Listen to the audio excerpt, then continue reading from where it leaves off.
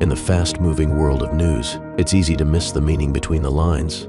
That's where we come in. Each episode, we take real headlines from Newsline Philippines and let AI break them down. Not just the what, but the why it matters.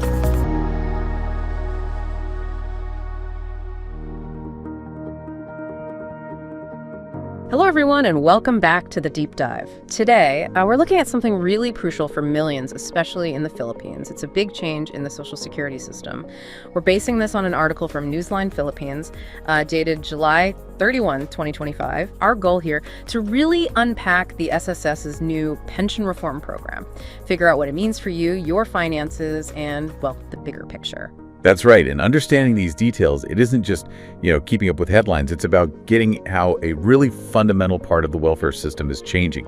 These reforms, they hit home, they affect personal finances, the economy. So yeah, digging in is important. Okay, so let's unpack it. The core thing is this. SSS is starting a 3-year pension reform program. It means gradual pension increases, starting pretty soon, September 2025. The article mentions this lines up with a directive from President Marcos Jr., and it's not just a one-off thing. It's planned in 3 yearly stages through 2027, sustained effort. Yeah, and what's interesting there is the thinking behind it. I mean, sure, the immediate goal is helping pensioners deal with inflation. That's obvious, right? We all feel that. But it's also about making benefits more inclusive. And maybe less obvious, it's sort of reinforcing the idea that contributing, saving through SSS actually pays off. Showing that contributions lead to real inflation-adjusted benefits. Yeah. That builds trust, encourages people, maybe even in the informal sector, to join in. Right, building that trust. So the big question, what are the actual numbers? What increases are we talking about? Starting September 2025, retirement and disability pensioners, if they qualify by August 31st this year, get a 10% increase. And that same 10% applies in the next waves too for those qualifying by August 26 and August 27. For death or survivor pensioners, it starts at 5%. Exactly. And if you look at the cumulative effect, these yearly bumps add up. By 2027, the projection is retirement and disability pensions could be up by around 33% total. For death or survivor pensions, it's about 16% cumulative, which sounds great, of course. But then you hit that classic pension question. How do they pay for it? Is it sustainable? The million-dollar question, yeah.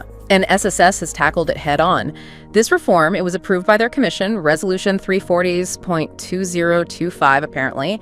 It's specifically designed, they say, to be sustainable. And here's the kicker. No increase in member contributions. SSS President and CEO Robert Joseph DeClaro, he's gone on record saying the cost won't fall on current members. Well, that's a big relief for people. It is. Now, they do admit the fund's projected life takes a bit of a hit. It shifts from 2053 down to 2049. So like 4 years sooner that they project running low based on current models. But they're also giving strong assurances the fund is still sound.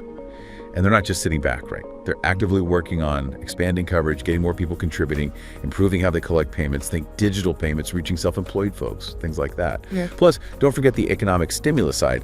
This is set to help about 3.8 million pensioners directly.